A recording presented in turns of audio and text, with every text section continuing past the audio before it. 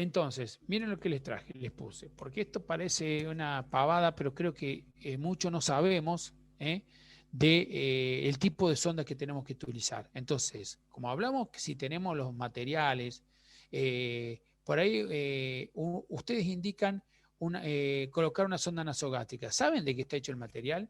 ¿Saben de qué tipo de material le van a colocar al paciente? Piense que las primeras sondas eran de PVC y todavía se siguen usando porque lamentablemente a veces en el hospital compran por costo las sondas tipo K108 que dicen tipo, que son de PVC y son rígidas. Están tan mal diseñadas que no son radioopacas o tienen en la puntera, vieron que tienen unas bolitas de acero. Bueno, es lo único que pueden llegar a ver. Si no tienen por ahí un radiólogo o no interpretan bien dónde está la colocación, podemos alojarla en cualquier lugar a esta sonda.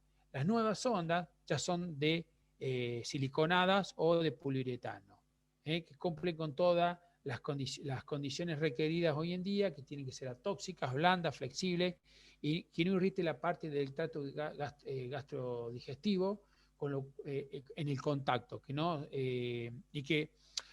no produzca lesión y que no sea deteriorada rápidamente por los jugos gastrointestinales. Eso es lo que tenemos que evaluar hoy en día siempre que vamos a indicar. Si tenemos estos materiales y ver qué le van a poner, porque por ahí le decimos, bueno, le van a colocar un set de gastrostomía. Bueno, se rompió el set de gastrostomía y le colocaron una sonda Foley. La sonda Foley, como todos saben, es una sonda urinaria, no es para alimentar, porque lo que ahora vemos acá, el tema del tamaño de French es muy chiquito. Entonces, por ahí, ahora ya tenemos experiencia, pero en su momento pensamos que le podíamos pasar todo tipo de comidas por ahí, y no va a pasar, porque no está diseñada para una nutrición enteral. Entonces, las sondas tipo Foley, hay que tener mucho cuidado. Y si van a colocar, porque no tienen otra cosa en su institución, traten de conseguir las que son siliconadas. Más que todo para cuando se hace un set de gastrostomía o un botón gástrico. La longitud varía de 38 a 56 centímetros en los niños y en los adultos va de 90 a 115 centímetros. Las habituales son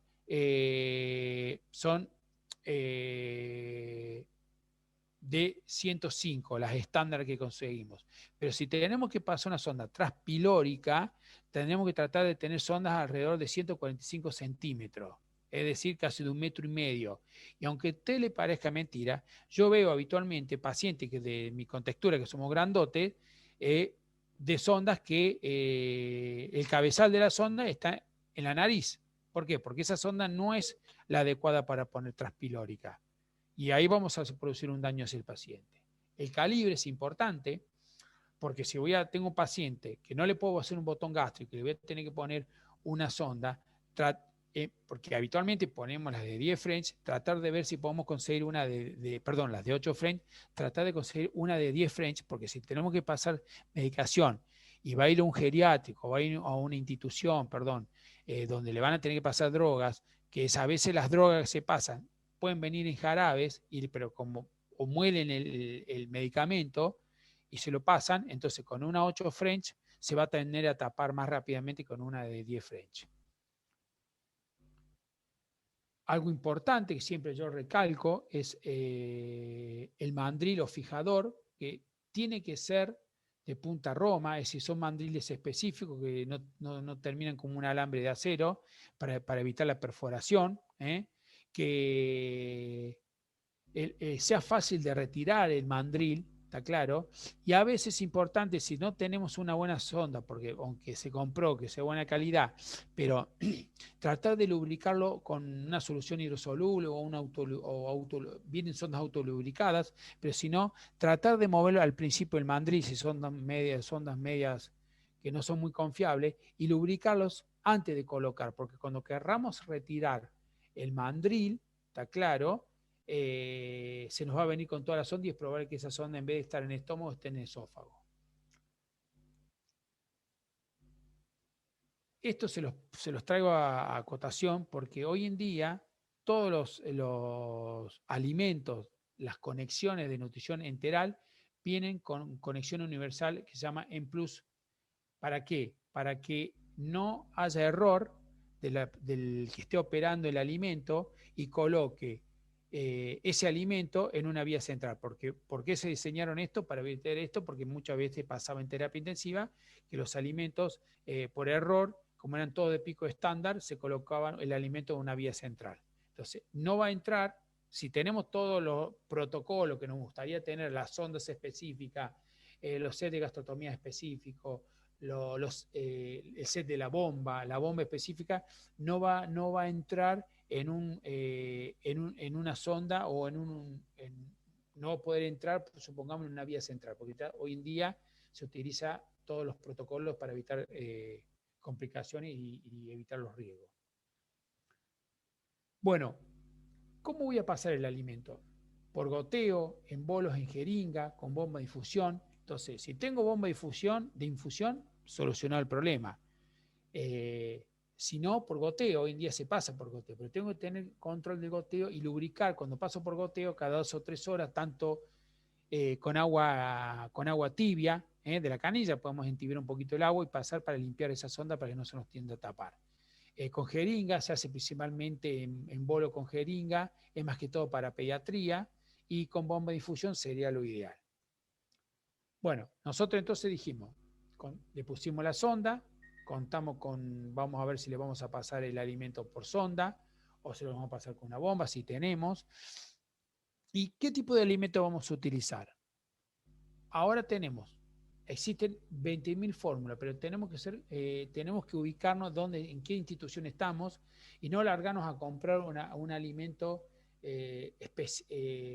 supongamos, como las hiperproteicas ahora que se llaman Proteizon, Suportan, porque son alimentos caros y por ahí la institución no los puede comprar. Entonces tratemos de tener alimentos estándares, como pueden ser los isocalóricas, que son los Molar, Fresubina, y bueno, yo les puse las marcas para que se den cuenta y no largarse a comprar alimentos que pueden ser de alta complejidad para utilizarlo, como por ahí los usamos nosotros en el hospital, porque tenemos son costosos hoy en día, es muy caro un alimento de esto, la verdad que están muy caros, y por ahí la institución para tener, por ahí pidamos algo básico, isocalóricos, o alimentos para diabéticos, 2 o 3 fórmulas y tenerlos. Si ya necesitan mayor complejidad, se puede llegar a consultar.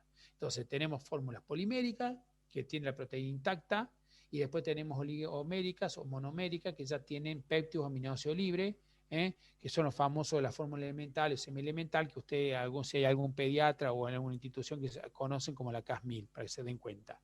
Y después tenemos los módulos que son proteicos, como el famoso Secalbum, los hidrocarbonados como la polimerosa o el famoso TCM de cadena media, que es conocidísimo, y después ya tenemos lo que son vitaminas y minerales, que esos pueden ser, supongamos, les voy a dar marca, como puede ser las tabletas o las vitaminas que vienen efervescentes, que te tenga que llegar a pasar, como puede ser, bueno, el Supradin, Veroca, bueno, otras marcas que hay en el mercado. Fíjense, este es un cuadro que nosotros lo sacamos y nos permitió el Hospital Cruces compartir. Es un cuadro de Excel que tenemos, donde nosotros vemos los alimentos que tenemos en nuestro sistema y entonces ver el cual se asemeja a un paciente. Algo importante, fíjense que tanto el Glucerna como el Diven o el Diazón son alimentos para diabéticos. Si tenemos un paciente, como dijo Clara, inflamado, que tiene una hipoluminemia, que está complicado, por ahí no nos volvamos locos si no tenemos este alimento. Con un alimento estándar es suficiente, porque lo que tienen que hacer ustedes es más controlarlo con bombas de insulina o monitoreo de la insulina y no tener específicamente ese alimento. Estos alimentos, le voy a decir la verdad, los alimentos tipo Glucerna, Diven, Diazón son más para pacientes que ya están en domicilio y que lo requieren. En el hospital lo compramos por protocolo, pero yo te puedo asegurar que otros alimentos andan igual y tienen el mismo resultado, principalmente la terapia, un alimento, uno común que un alimento como el Glucerna o el Diven, porque son alimentos lo que tienen es fibra y no hacen que retrase la absorción de la glucosa. Entonces, vamos a iniciar el soporte con este paciente que tenemos desnutrido. Entonces, creo que Clara lo habrá explicado. pues llegué tarde, perdón, yo llegué tarde a la charla, tenemos que saber qué requerimientos nutricionales va a tener este paciente. Entonces, algunas instituciones de alto nivel, como en Buenos Aires, tienen la calorimetría indirecta. Nosotros no tenemos la calorimetría indirecta, que sería el gold standard. Hacemos por fórmula de predicción, que hay un montón que se utilizan, la Harry Benedict, la de Penn, bueno, las fórmulas simples, que son las que habitualmente usamos, que son las kilocalorías, kilogramo día, y a veces son corregidas por el estrés que tiene ese paciente. Entonces, vean el ejemplo. Tenemos el paciente que declara, bueno, este lo corregimos un poquito, que su peso habitual era 70 kilogramos, su talla de 1,70 m, y que perdió 16 kilos y ahora actualmente pesa 54 kilos. ¿Qué peso voy a utilizar para calcular los requerimientos nutricionales? Y acá, ¿uso 70 o uso 54 kilos? Y ahí a veces entra la duda. Entonces, lo que tenemos que tratar de hacer es ver, el paciente cuando utilizamos, usamos un peso corregido que le llamamos nosotros, un porcentaje que se hace, o usamos el peso actual. Entonces, para calcular los requerimientos nutricionales. Y siempre el aporte, ¿qué aporte proteico voy a utilizar en estos pacientes? Siempre entre 1 gramo y 1,5 gramos de proteína, ¿no? Utilizar 0,8. Ya cuando usamos 0,8 o menores para un paciente renal, pero siempre pacientes que no se están alimentando, hoy en día está bien demostrado que el aporte proteico alto es fundamental. Entonces, como dijimos, tenemos 25 kilocalorías, porque es lo que anteriormente vimos, que es más o menos el aporte estándar que se le puede dar a un paciente, me da 1.400 calorías. Entonces, yo voy a tener 1.400 calorías, voy a tener le voy a aportar 1,2 gramos de proteína por kilogramo y me va a dar 67,2 gramos de proteína. ¿Qué alimento voy a utilizar? Tengo en mi hospital, ¿qué volumen voy a pasarle?